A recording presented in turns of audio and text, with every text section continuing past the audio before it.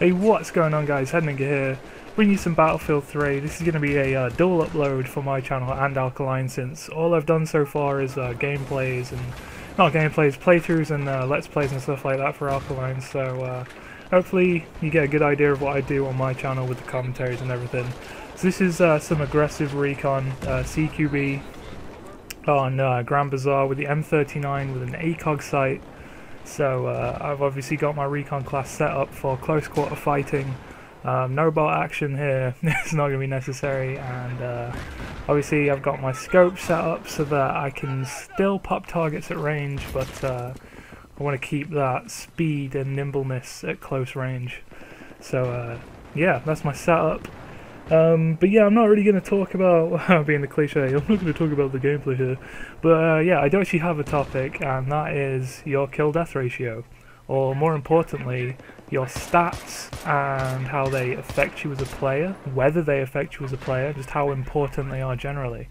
Now, stats in the right hands can be a very positive thing. You know, the combat record in Black Ops I personally found to be very useful once I started paying attention to it, and I started kind of analysing myself as a player, which obviously started around the time I started to do YouTube.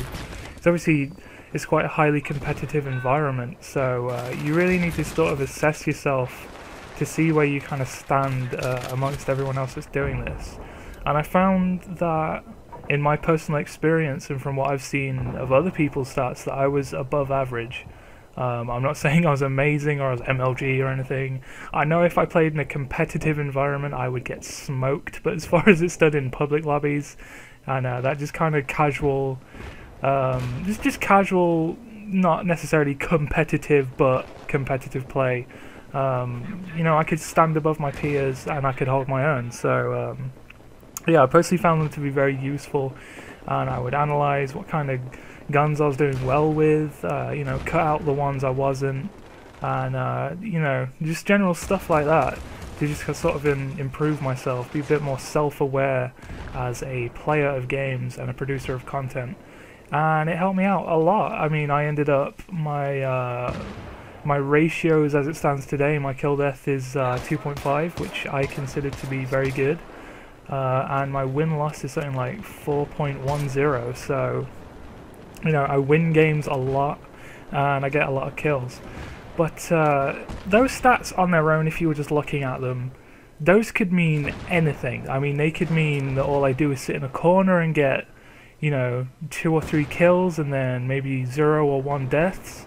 You know, on their own, they give you no sense of perspective of what kind of player I am. They're just meaningless, arbitrary numbers. It's only when you add the additional statistic of score per minute that you actually get a sense of what I do. When you can see that, okay, these ratios are high and the score per minute is high, then you see, okay, this person has some skill, they run around a lot, they play aggressively, and they do well, and they succeed.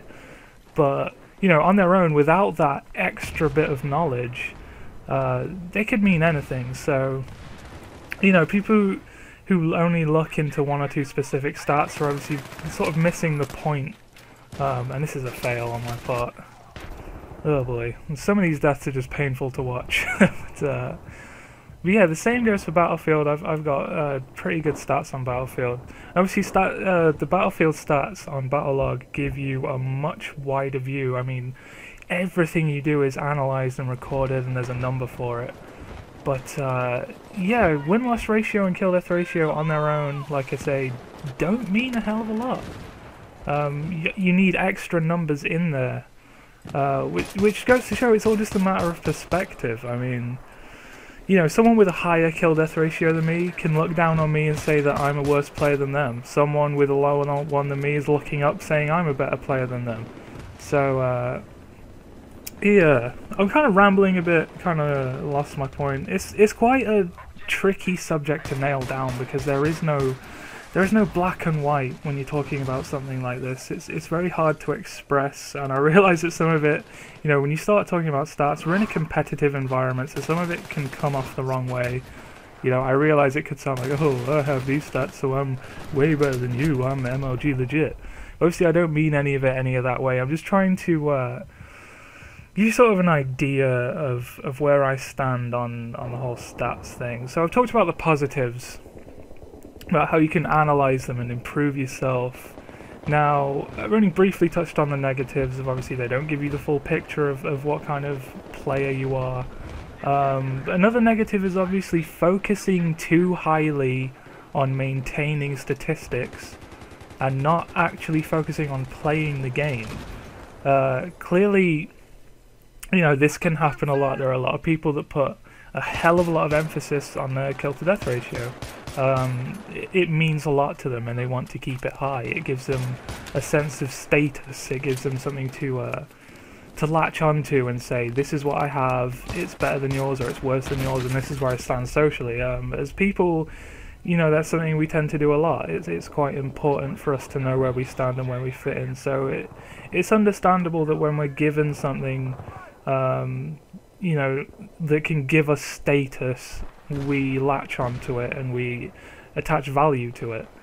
But yeah, obviously, paying too much attention to the stats and worrying about them too much can really negatively impact you as a player and the way you play. You can start to lose games if if you're not taking risks at the right moments. Battlefield is a prime example of a game where there are lots of times where you just need to go fuck it and take a big risk, or maybe, you know, the MCOM is about to blow up and they're trying to rush it and defuse it, you're in front of it, so you have to make a decision. You can either run away and save your own life and let them defuse, or you can buy your team a couple extra seconds, sacrifice your own life, and let it go off. So, you know, there's lots of risk and reward going on in Battlefield, which makes it a pretty good example to talk about in terms of taking risks, in terms of stat preservation.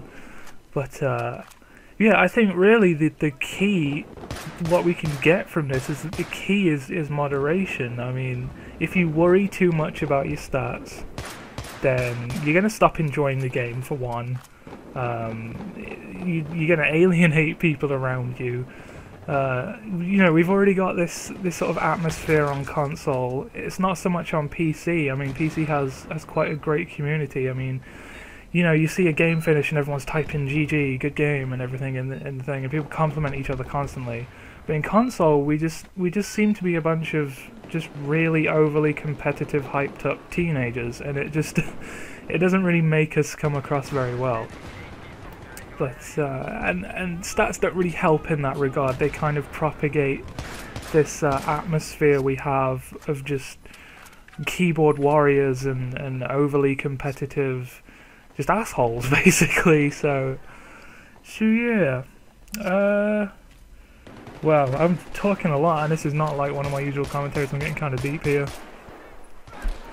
What else did I want to say? Yeah, you can focus too much. That's one end of it, and then you can focus too little, and it's just as damaging either way. If you focus too much, you're going to stop winning games. It's going to negatively impact the way you play. The same as if you don't care at all. So someone who doesn't care in the slightest is obviously oh yeah, it's fail knife. I'm going to teleport through concrete.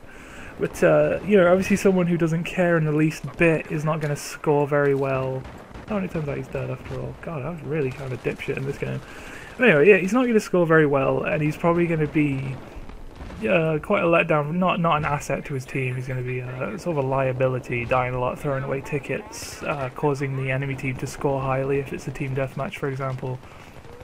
You know, if you don't care in the least bit, it's just as damaging as caring too much. So I think really what it boils down to is moderation, just like everything else. You can't live your life attaching these strong values to meaningless arbitrary numbers in the real world. I mean, my kill death ratio is not going to get me a job. It's not going to impress anyone in the real world.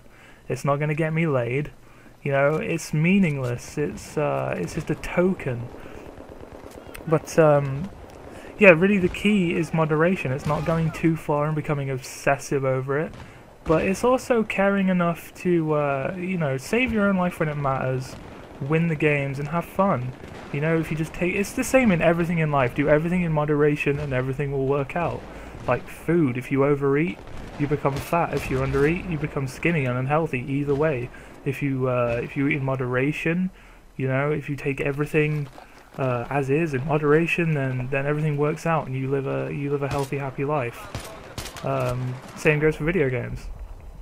So, well, I don't know where any of this is coming from. Let's take a sip of here. John Snowden is actually he's a news guy in the UK, for anyone who doesn't know. So that's quite a strange screen name to have. But yeah, I've really been slacking on my Battlefield uploads. You know, everything I've put up so far on my channel has pretty much been like really gimmicky gameplay. Like, I've got 2 pistol and knife only MVPs on Team Deathmatch. I've got like the fastest game of Rush on YouTube, which I haven't actually checked up on. Even if someone's beat it, it's still the fastest on Operation Firestorm, so I'm sticking to that. But yeah, it's stuff like that. The MAV trolling montages, just all really gimmicky stuff. So it's kind of nice to actually finally dig one of my gameplays out, because I have a lot of these sitting, just gathering techno dust on my hard drive. So it's really nice to finally throw a gameplay out on Battlefield. There isn't a team deathmatch, there isn't gimmicky, it's just a great objective game, and I can promise you a lot more of these to come, because, like I say, there's a ton of them sitting on my hard drive. So, yeah, and, you know, I've been playing Battlefield for a long time. I haven't just jumped in on the bandwagon. So yeah, no idea what I'm saying anymore. I kind of burned myself out talking about deep shit and trying to explain myself. But yeah, I really hope, I haven't really had a chance to say this, but I really hope you're enjoying all this series that I'm doing on Alkaline. Like, genuinely, it means quite a lot to me to see the responses they're getting, because I've tried doing series before and it just kind of fell on their asses. So it's genuinely very cool for me to share something like Quake that I've enjoyed a lot growing up, and to see it get a positive response. So yeah, on that note, I'm starting I've already started a Borderlands co-op series with Psychoplatypus, so that's going up on Alkaline. Every couple days we'll have a new one up. We're trying to get together and play as much as possible, but obviously it's a bit trickier for us because we're in different time zones. But as well as that, I'm about to put in 2010 Wolfenstein on my PlayStation and start recording a playthrough of that. That's going to be strictly for my channel though, because I've been kind of dormant on there slightly. So yeah, if you want to see some Wolfenstein, that's going to be going up on my channel, and then at some point when I get around to it, I'll do Return to Castle Wolfenstein as well. But yeah, that's been me, Head Ninja out, I guess.